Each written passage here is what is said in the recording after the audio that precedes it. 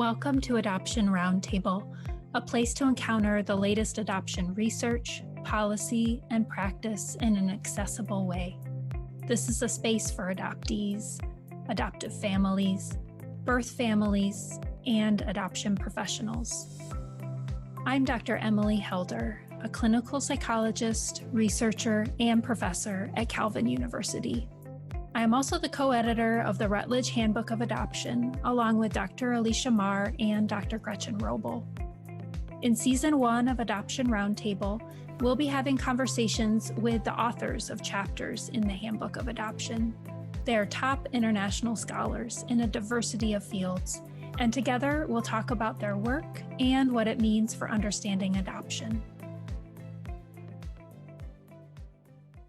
Hello, I'm Dr. Emily Helder, and I'm here with Dr. Marta Santos Nunes, who's a member of the Research Center for Psychological Science at the University of Lisbon. Her research focuses on studying and working with individuals as a part of complex systems. And she began her research on the topic of adoption in 2008 and has worked with adoptive families since that time. She and her co-authors wrote a chapter in the Routledge Handbook of Adoption entitled Parenting Stress in Adoptive Families. So thank you so much for being here to talk about your work. It is my pleasure, Emily. So thank you also for your invitation and for all your work around this handbook. Oh, thank you. Yeah. So in your chapter for the handbook, you begin by talking a bit about how parenting stress is actually somewhat of a normative experience, but at the same time, it can be associated with negative impacts for children and parents when it reaches a particular level, and that it's really something to pay attention to and address. So given that parenting stress probably falls along a continuum, I wondered if you could say a bit about some signs that parenting stress has reached a particular level where, you know, we would want to intervene and provide supports and services. So this is a beautiful question. It's a super important question, but it is as important as difficult to answer. So let me try. Yeah. So it is important to answer in the sense that, and let me go a bit general, in general, people have this tendency, and I'm not saying that is everyone, but in general, we have this tendency to avoid asking for formal or technical help to deal with our issues. So people will reach to the psychologist or the social worker or whatever when they are already over their limits, when they have tried a lot of things alone and they cannot solve their issues. So they give a try with this technical help. When it comes to parents, what I have been observing is that sometimes we also observe this tendency that it's hard for some parents to acknowledge and to assume that they need some kind of technical help to deal with their kids' stuff. Let me put it like this. And when it comes to adoptive parents, there's another layer that is added here for many reasons, but I would like to point out two of these reasons. So on the one hand, these parents, they are, if things are well done, they are extensively studied before they got to be parents. So when they are still candidates, they go through all of this evaluation process. They have people analyzing if they are able to be parents, deciding on if they are able to be parents or not. So when difficulties arise, it can be hard to assume that, okay, I am not being able to deal with this, so I need some help. So this may happen. And what research has shown is that parenting stress is a consequence from children's behavioral problems, but it is also an antecedent. So this is why I consider so important that we make this reflection on the importance of identifying some signs. Nevertheless, each family is a complex, is a world. So for me, it's difficult to announce a list of signs, because what can be an alert sign for a person, for a family, can be just something that another family is aware of, is working on, but it's not an alert sign. So what I can do is, based on research, talk about two big dimensions that have been associated with higher levels of parenting stress. And from there, try to identify some situations that can be a sign, okay? Mm-hmm. So these two dimensions are children's difficulties. So whenever we have parents constantly with this perspective that, well, this child has much more troubles than they would expect to, or this child demands much more than other children that they observe, or this child only does things that they cannot tolerate, and this is a constant perspective on their minds. Those could be some signs. And the other dimension is related to the parent-child relationship.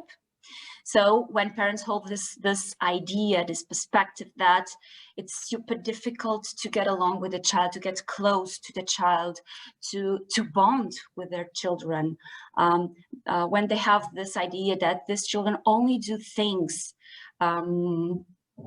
to hurt them, and they can't hold this anymore, this can also be some signs to call for help. Now, one thing I'd like to make clear here, and it is the fact that any of these examples I gave can exist in other families, and they are not necessarily a sign for help, for them to call for help, okay?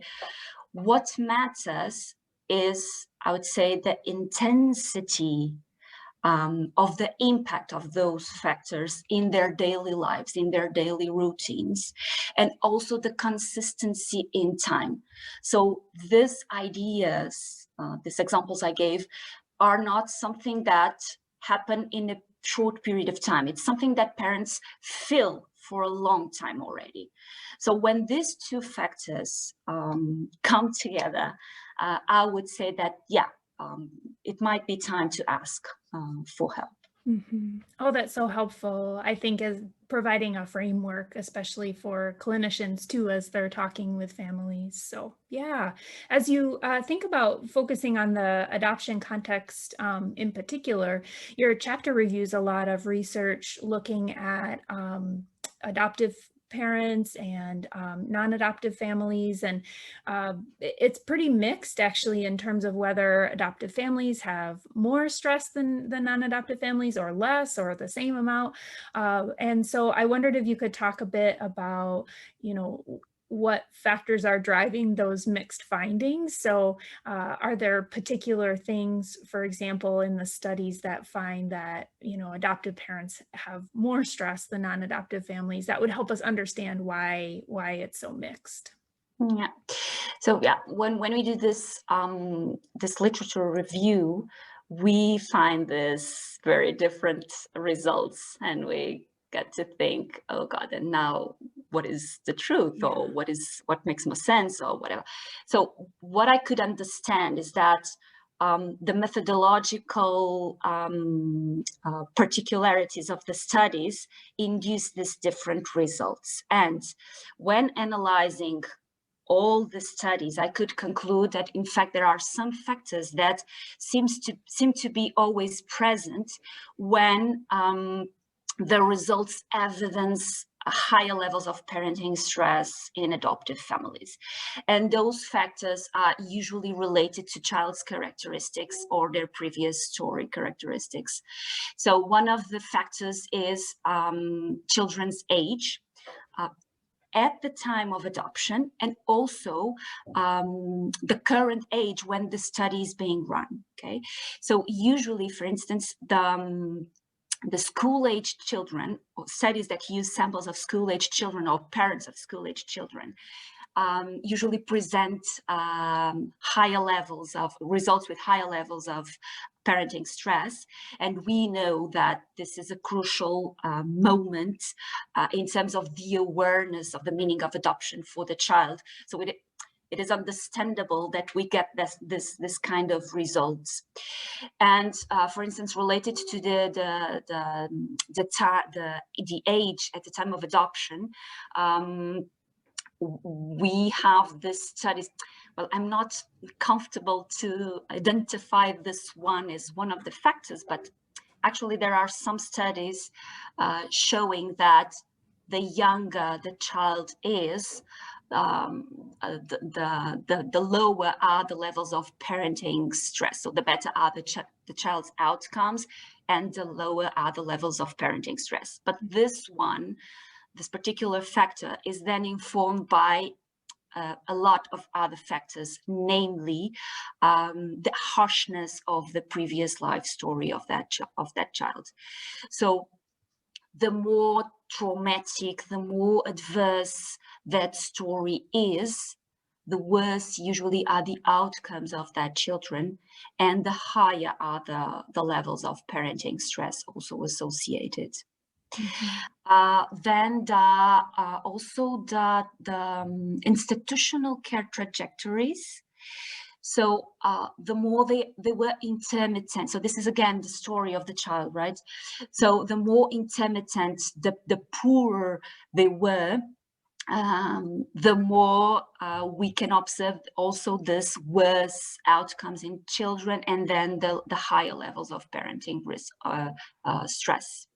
So these are all factors that are related with the child. But then we have something more related to the parents, which are their expectations. So when there's this mismatch between what parents expected to experience and what they are currently experiencing, we also observe these higher levels of parenting stress. So among many factors, I would refer this related to the child and to the parents also. Yeah, well, and let me ask you a little bit more about both of those things then. So if we start with the child-related factors, one study that you talked about that was your own work that I thought was really interesting was looking at the interactions between parenting stress, attachment, well-being, child-related factors. And I wondered if you could talk us through a bit of the model that you've developed among all those variables. It just would be so interesting to know more about how that unfolds over time. What are some of the causal things and the outcomes, or maybe they're mutually reinforcing. I just would love to hear what you're finding in your work. What we were interested at the time was to understand the impact of some parenting processes and factors in children's outcomes in adoptive parents, okay? And particularly in the study, and for what matters for this conversation, we studied how children's attachment patterns mediated the relationship between parenting stress and children emotionality, namely positive and negative effects. So we considered here three types of attachments, three patterns. So the secure, the anxious ambivalent, and the avoidant patterns. And what we found was that the higher the levels of parenting stress, the lower were the levels of, or the evidence of, secure attachment. And this influenced also the levels of effect. So positive effect was lower, and negative effect was higher in children. And another conclusion from that study was that parenting stress was also affecting, reinforcing anxious ambivalent pattern that then would increase the levels of negative effect in children. It didn't affect the positive effect in children, but the negative one. So we could conclude that, because let me add something here, from literature, from research, we already knew that parenting stress affected significantly children's outcomes in terms of their behavioral problems, of their emotional instability. But what this study adds is that it affects also the patterns of attachment, then have an impact in this instability, emotional instability. So they work together, parenting stress and the attachment patterns, they work together as risk factors for increased emotional vulnerability, for these kids. So this was what we found with this model. Yeah, I just think it's so helpful to understand at least start to understand some of the complex interplay between all of those factors. It helps you know where you can target interventions then. Yeah. So yeah, thank you. If you think too a little bit about some of the parent-related factors that you mentioned, I wondered if you felt like there were lessons that practitioners could learn from that research regarding ways that you might be able to either prevent some parenting stress or lessen parenting stress. Like, are there particular factors that you could target either pre or post-adoption if you're trying to, work on parenting stress issues? Mm-hmm.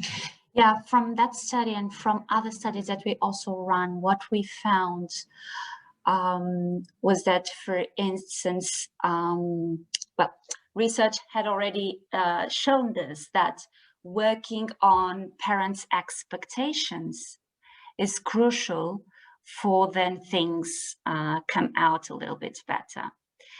And we also ran this study. We found that when parents evaluate negatively, in a negative way, the match between their expectations and what they are currently experiencing, this affects not only directly the children's outcomes, but also affects the levels of parenting stress and the levels of parental satisfaction. And this again work as as a cumulative risk factors for children outcomes.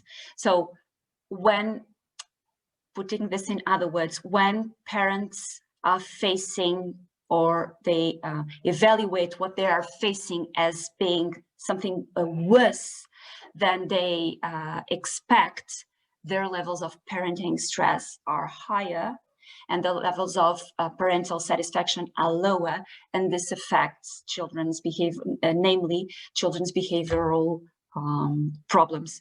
So again, as research has shown, and this study also confirmed, it is important in pre and also post-adoption services always to work on the accurate expectations of these parents, and not only on their expectations, but also on the flexibility of their mindset to embrace whatever unexpected difficulties and challenges may arise. Mm-hmm. So so parent expectations would be one factor important to work on. And also in another study, we found the importance of working on the parenting styles and practices, because we found that when they are characterized by emotional warmth, this has a particular impact in the levels of parenting stress. It decreases the levels of parenting stress, and consequently has this good impact in children's outcomes. And also, let me just try to remember, there was another result for this. Oh yeah, so when parenting practices were characterized by control attempts, this reinforced the insecure patterns of attachment and of children, and this had also an impact in parenting stress, because, as I said before, parenting stress is both a consequence an antecedent, but also a consequence of children outcomes. Oh, that's so Yeah. helpful, both for, I would think, for agencies as they're preparing families pre-adoption and for post-adoption service providers Mhm. as well.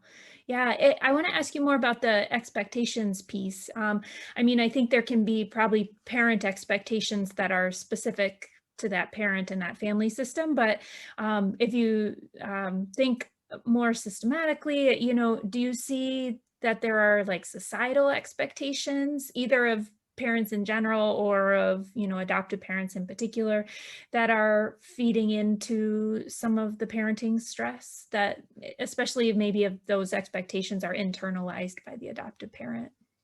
Yeah.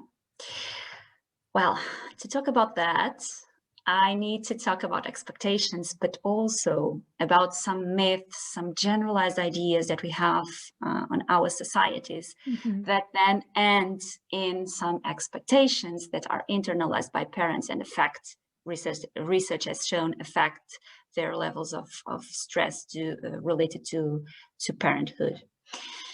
So yeah, as I mentioned before, adoptive parents, they go through all this intensive process of searching their lives, evaluating their ability to raise someone, to have kids, to be parents, and also a lot of these parents, they have with them, they receive these kids that have very hard stories, and this reflects on their behavioral and emotional difficulties. So they have in their hands, on the one hand, this approval to be, as they are able to help these children to recover and to grow. At the same time, they have a lot of challenges to deal with, the normative challenges of any child development, but also the specific ones due to the adoption status. And a lot of time, the report that I receive from these parents is that they feel that they have the eyes of the society on them, on the work they are doing with all of this. So it's an added pressure, it's an added responsibility that they feel on their shoulders. So this is one thing. Yes, they feel that there are this eyes over them, over their work. Mhm. But also, Emily, when I ask people, what movies do you know about adoption? Or people in general, not people that are working with adoption, that I would receive different answers. But Yeah. in general, when I ask, what movies do you know about adoption? What stories do you know about adoption? Usually people associate adoption to dramatic stories, to stories of children with lots of problems, with stories of families broken due to the adoption of that child. So there is this idea, this association of adoption and dramatic negative stories. So this is one thing. Mhm. Another thing is that myth about the blood ties, that the blood ties are stronger, that they reveal a more truthful, a stronger connection between child and parent.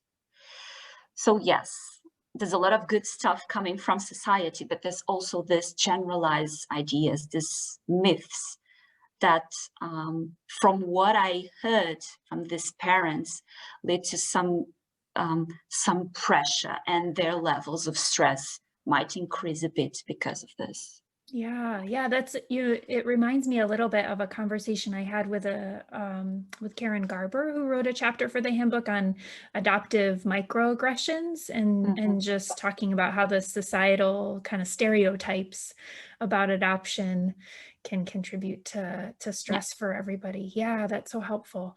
Um, last thing I wanted to ask you about was just, in thinking about the fact that adoption is really not a one-time event, it's something that unfolds for the adoptee and their family really over the lifespan. I wondered if you could say a bit about how adoptive parents might need different kinds of supports at different stages of the adoption or of their Yeah. lifespan. How does that change? Well, I'm not sure if this would be a matter of life stage. Mhm. I am more comfortable, based on research, to say that it depends on the stressor and the impact of that stressor. Because for the very same life stage, I can have different challenges happening, or different families can have different challenges happening. And so different answers would be required. So Mhm. for instance, and I go again to the school-aged children, which is what I know best. So there's this thing about communicating about adoption. Ideally, the child does not discover that she or he is adopted. So ideally, we speak about adoption in the adoptive family since the beginning. It's not that we have to speak every week or every month, but it's a topic on the table, accessible to discuss. Mhm. And when this time comes, when the children enter in school and they face their mates, their peers, families, and they gain this new awareness of the meaning of adoption, there might be the need to talk again, to speak again about adoption, to explain again the concepts around adoption, like relinquishment and etc.